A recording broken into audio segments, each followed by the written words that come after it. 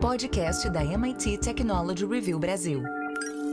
Apresentado por Origin Health.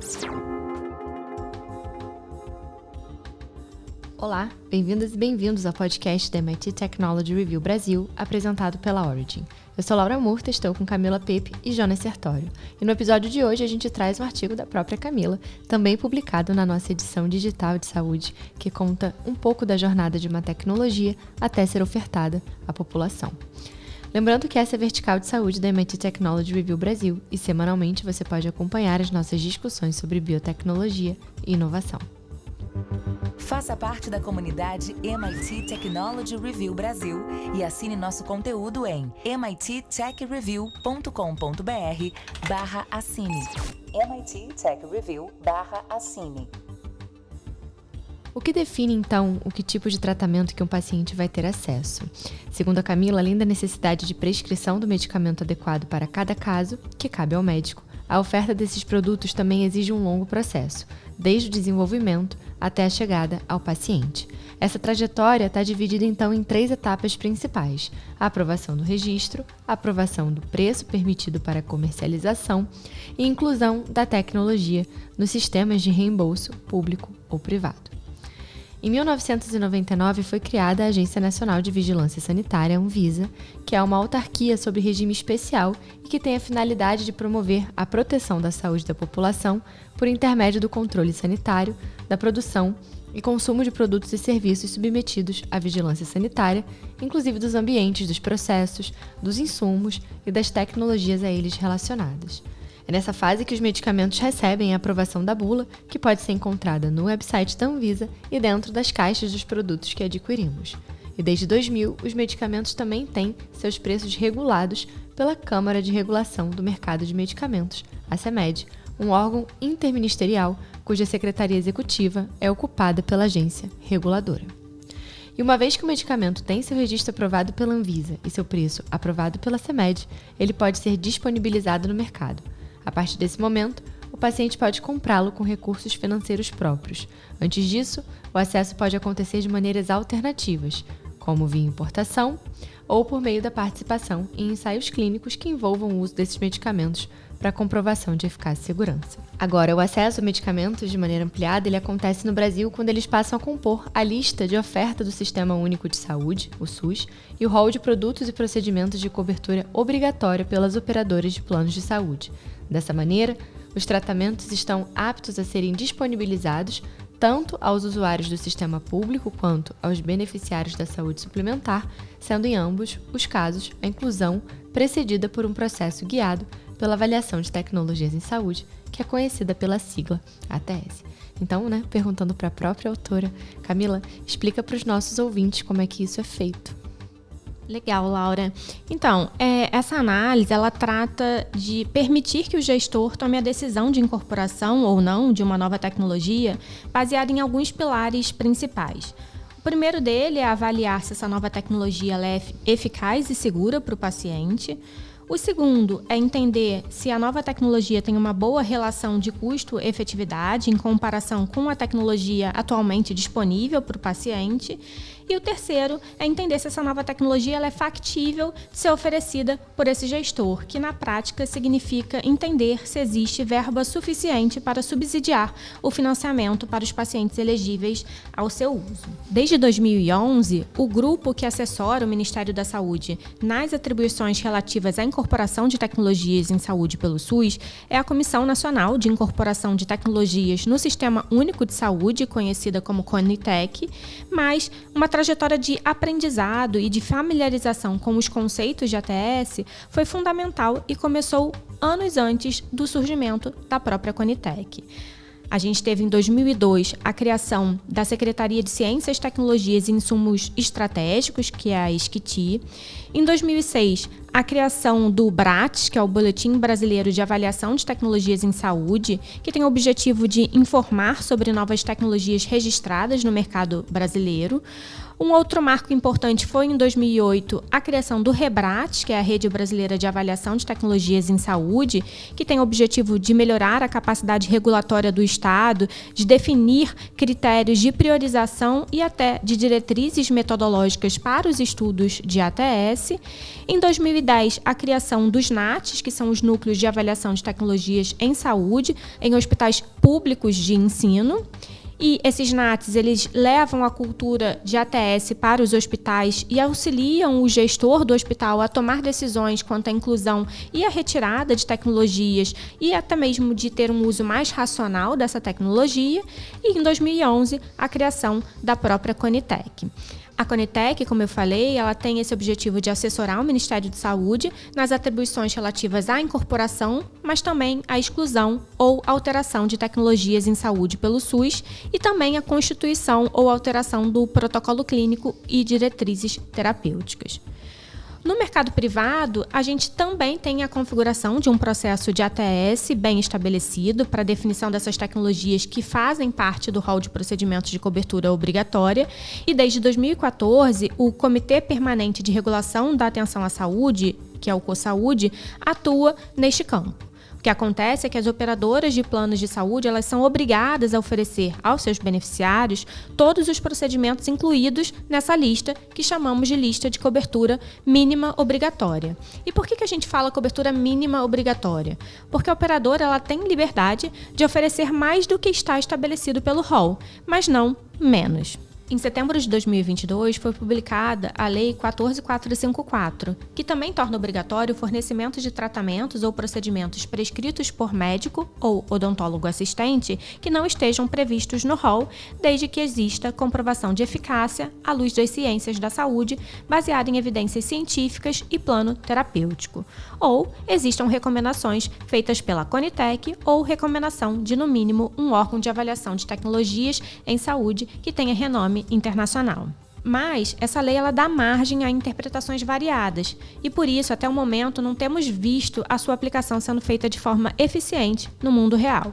Alguns questionamentos são, por exemplo, o que garante que exista comprovação de eficácia de uma tecnologia, ou qual o rigor dessa evidência científica a ser apresentada para tal comprovação.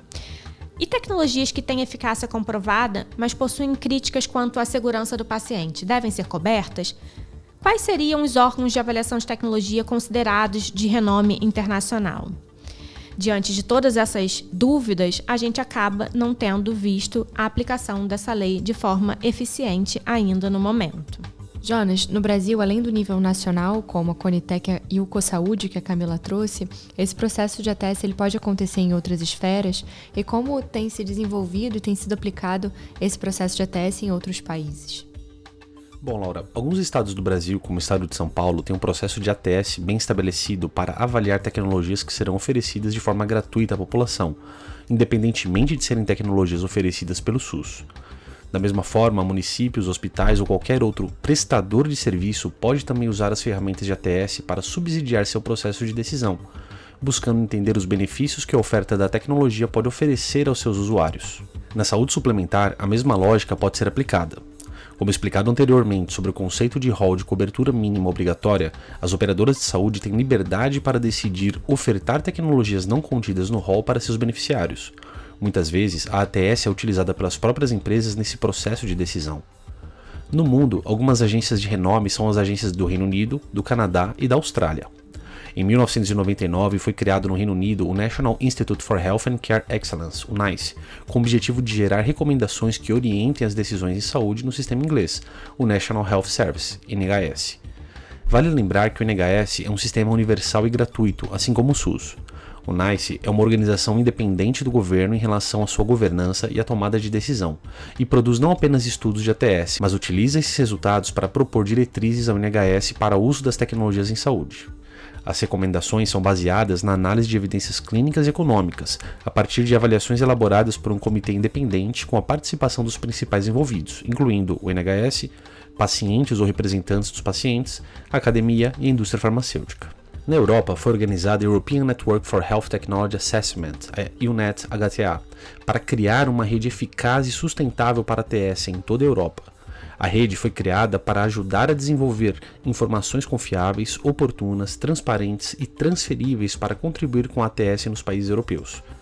Ela é responsável por apoiar a colaboração entre organizações europeias de ATS que trazem valor a nível europeu, nacional e regional através da facilitação do uso eficiente de recursos de ATS, da criação de um sistema sustentável de compartilhamento de conhecimento ATS e da promoção de boas práticas em métodos e processos de ATS.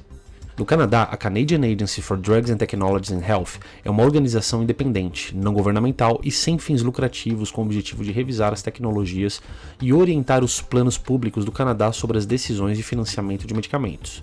Algumas linhas de serviço auxiliam nas recomendações da agência canadense, como a Common Drug Review, o Health Technology Assessment Service, a Optimal Use Service, o Environmental Scanning e o Horizon Scanning. As pesquisas envolvem análise de eficácia clínica e de custo de novos medicamentos, podendo incluir implicações éticas, legais e sociais.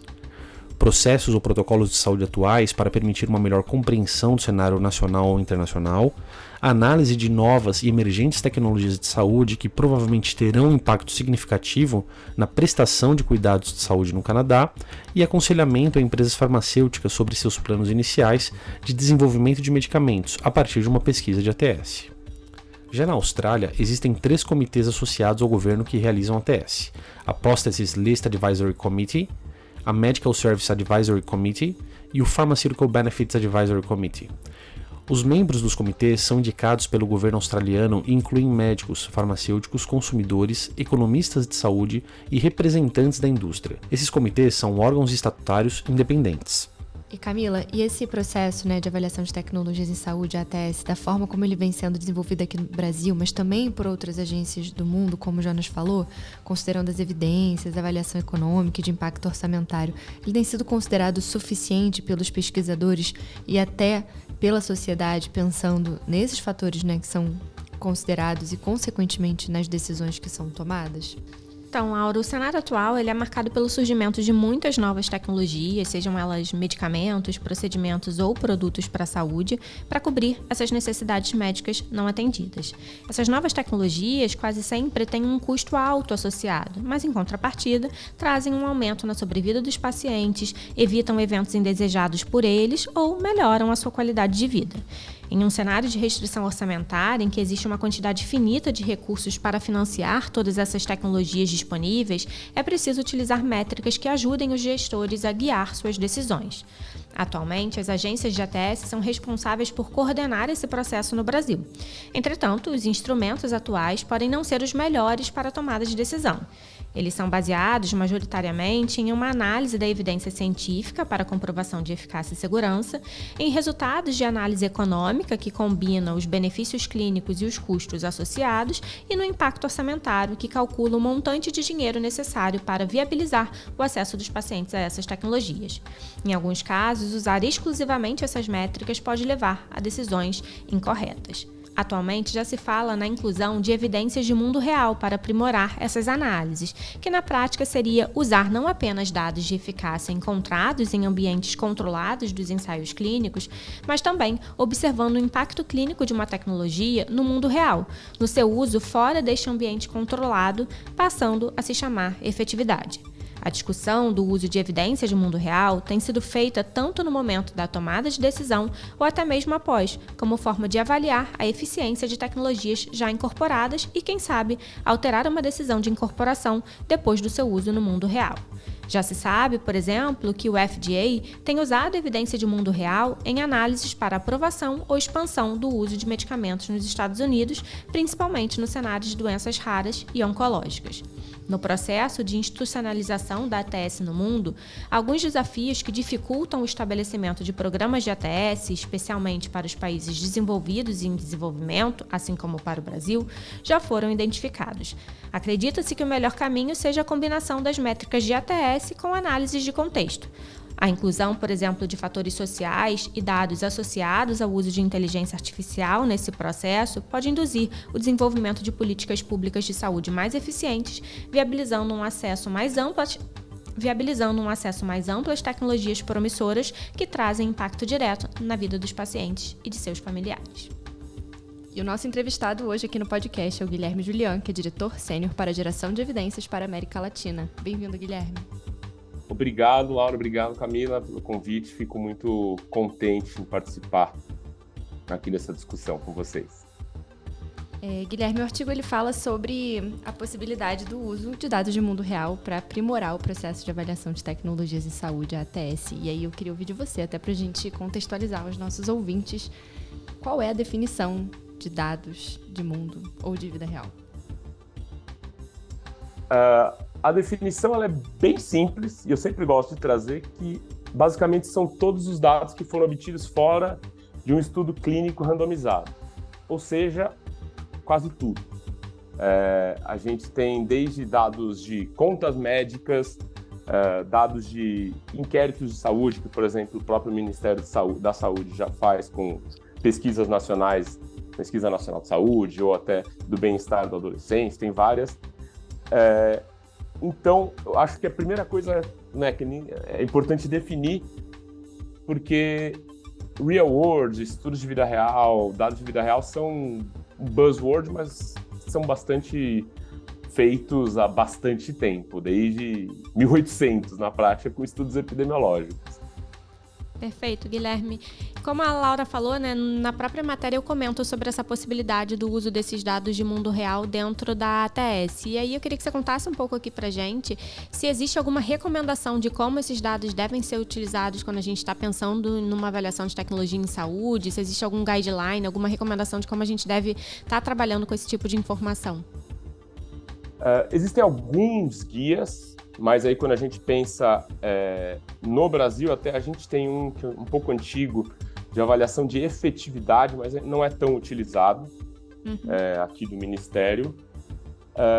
Mas quando a gente pensa internacionalmente, claro, tem o próprio NICE, que é a Agência de Avaliação de Tecnologias em Saúde do Reino Unido, lançou, acho que no ano passado ou no começo desse ano, se não me engano, um guia específico de real world.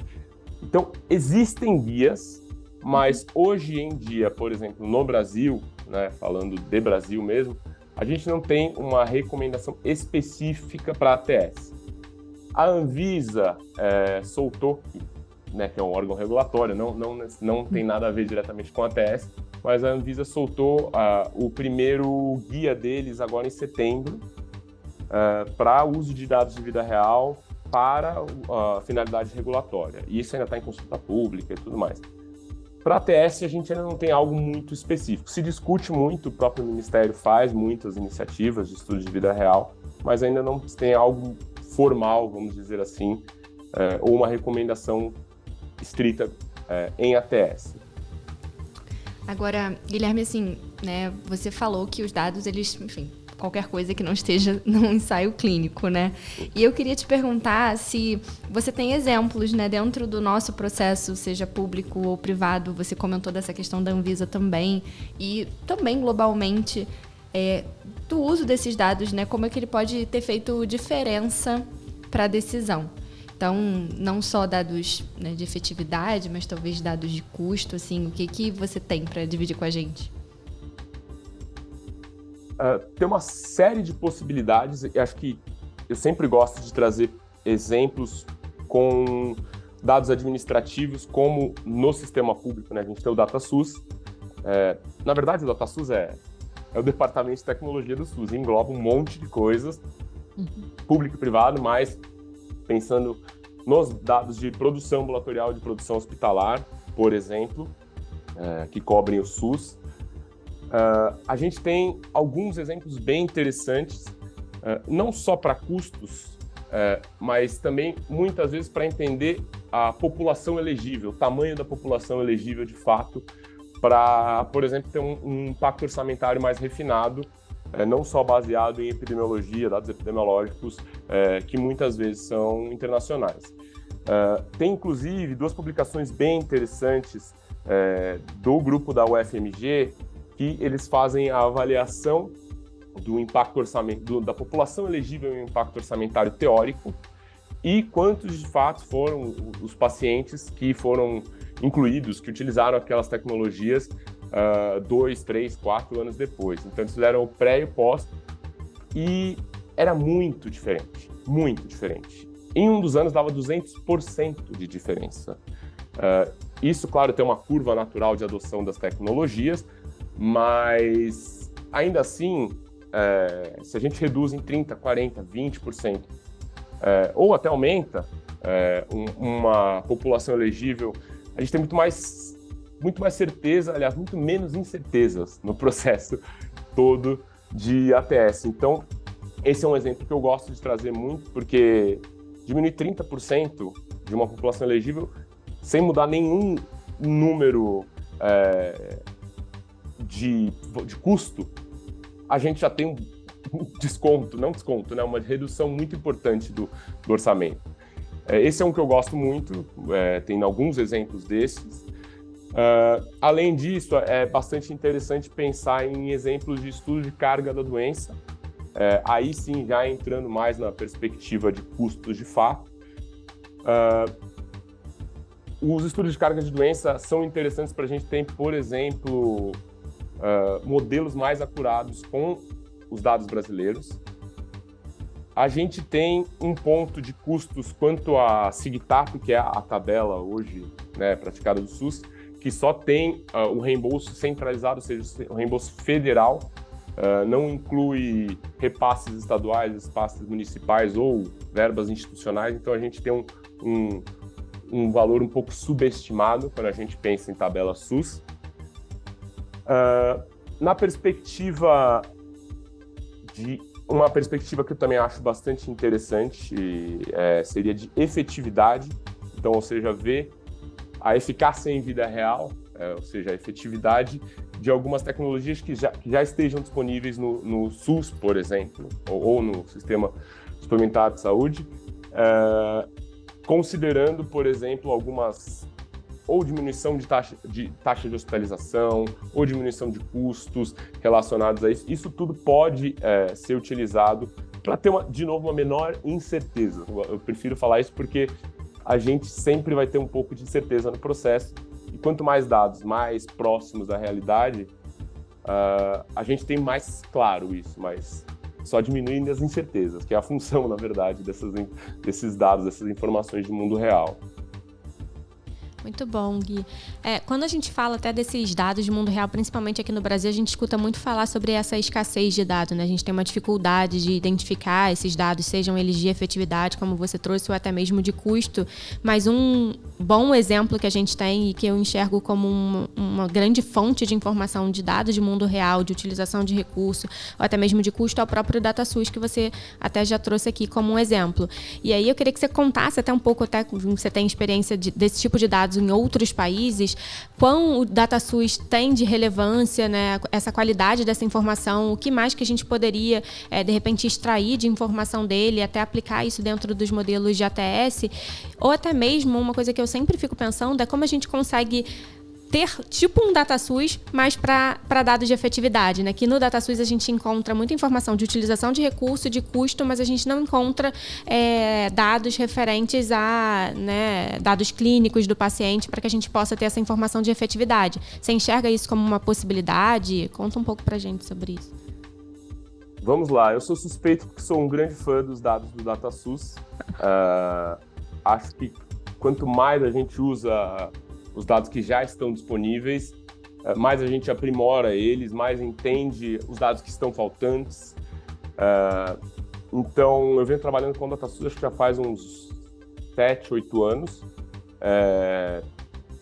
E, basicamente, acho que é importante ressaltar que a gente vê muitos estudos de dados do mundo real, internacionais, até onde eu sei ou mapeei, ou seja, pode estar faltando alguma coisa, os dados da DataSUS são a maior base de dados em termos de volume de pacientes, volume de procedimentos, maior base de dados aberta, porque a gente tem nos Estados Unidos uma série de sub-bases de dados, mas nenhuma delas cobre 205 milhões de pessoas, acho que do último censo.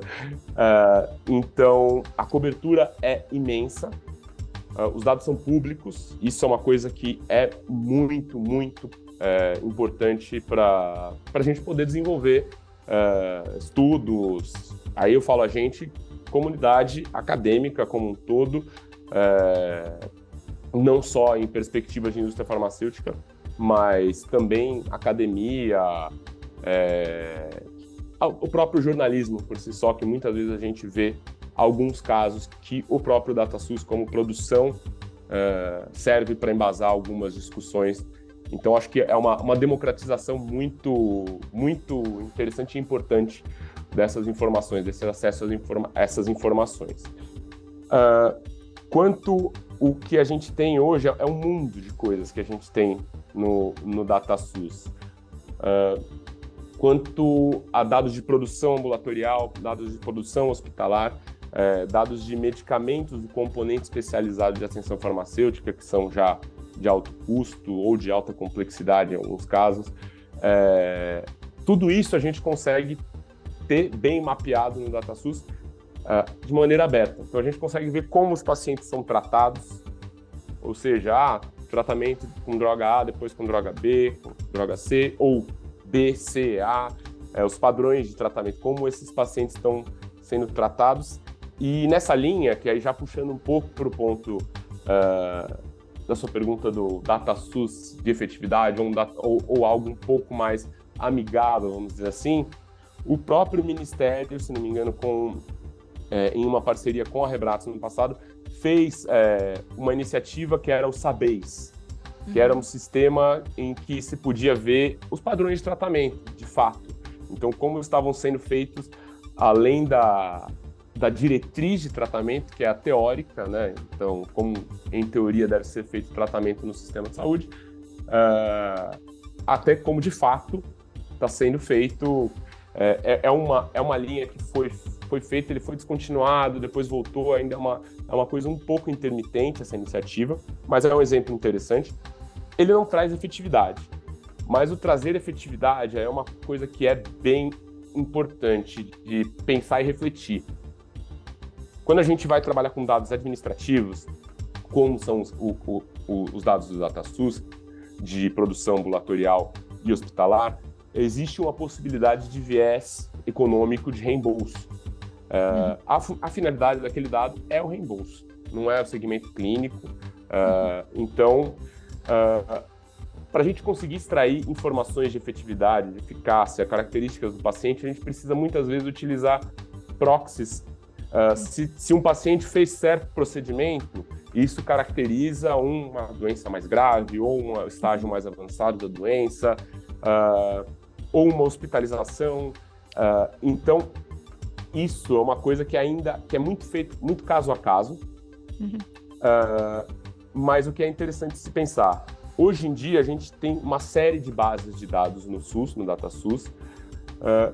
Eles são muito fragmentados e hoje, infelizmente, a gente ainda não tem uma chave única que que converse, vamos dizer, uma interoperabilidade entre todas as bases de dados. Existe uma iniciativa muito, muito forte da Rede Nacional de Dados de Saúde, da RNDS, que já existe há alguns anos e hoje, claro, foi mais reforçada com a criação da Secretaria de Saúde Digital, especificamente, no começo desse ano,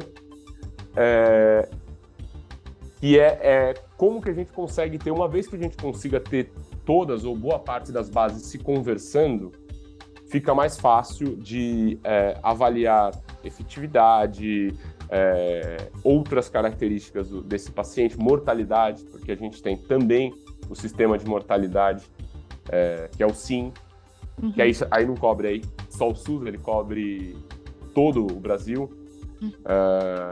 Então, isso acho que são nuances muito importantes de se considerar, que eu acho que vale bastante a pena todo esse trabalho que a Secretaria hoje está depositando nessa área, né?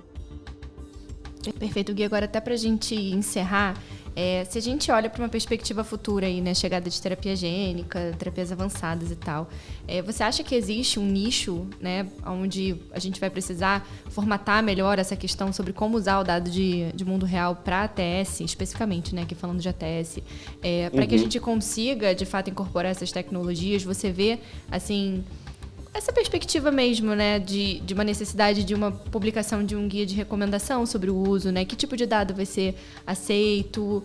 Como é que você enxerga isso pensando para o futuro? Essa é uma ótima pergunta porque existem iniciativas, não só internacionais, mas aqui no próprio Brasil, quanto a estudos de registro após a aprovação de terapias avançadas, por exemplo, aqui no Brasil. Então, isso muitas vezes é uma demanda da própria entidade regulatória. Então, nesse cenário, a gente potencialmente, já vai ter que criar um registro para acompanhar os pacientes que vierem a utilizar a tecnologia. Eu vejo isso como uma ótima possibilidade de, uma vez que esse registro, que é uma coisa muito trabalhosa, vai ser feita, é uma possibilidade de entender depois uma potencial efetividade dessas tecnologias. A finalidade principal pós-registro da agência regulatória é mais segurança, mas, de qualquer forma, já vai se formar todo um maquinário, um arcabouço para essa coleta de dados que já é bastante trabalhosa.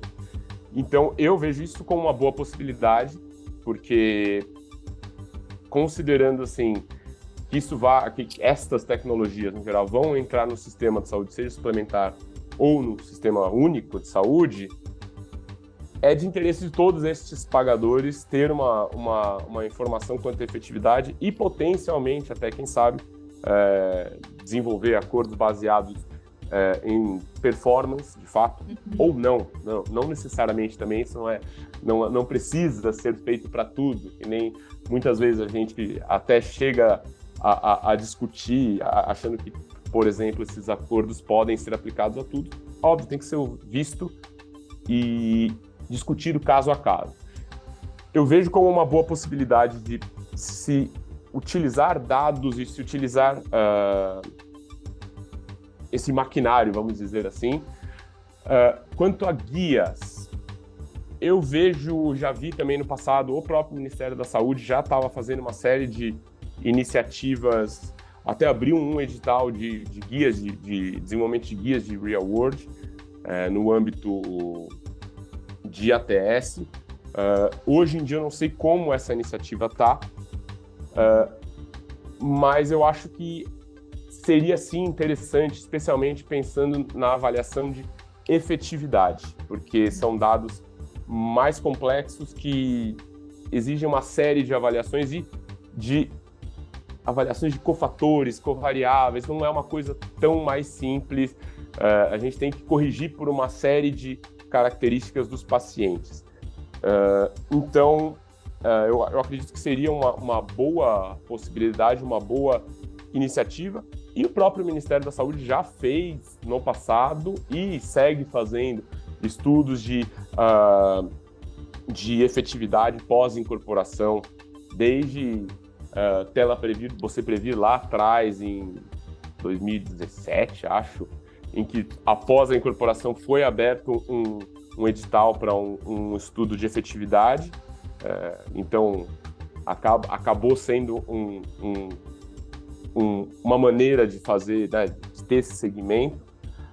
Até, por exemplo, mais recentemente, terapias de doenças raras que, de fato, foram feitos alguns registros e incorporações que demandavam um segmento de efetividade. Então, acho que as coisas já estão mais ou menos aí.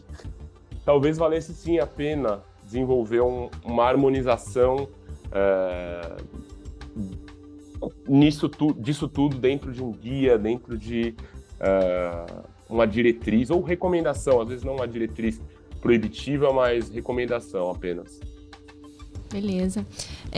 Guilherme, queria agradecer a sua participação aqui no podcast. Foi ótimo conversar sobre dados de vida ou de mundo real e como isso pode nos ajudar no processo de avaliação de tecnologias, né, como a Camila trouxe no artigo dela. Obrigada. Obrigado a vocês. Foi um prazer falar com vocês e uma honra. Antes de terminar, eu queria lembrar que esse é mais um artigo que você encontra na edição de saúde da nossa revista digital. E se você ainda não conferiu, vai lá em mittechreview.com.br/assine. Semana que vem tem mais um episódio e eu espero você. Até lá! Você ouviu o podcast da MIT Technology Review Brasil. Apresentado por Origin Health.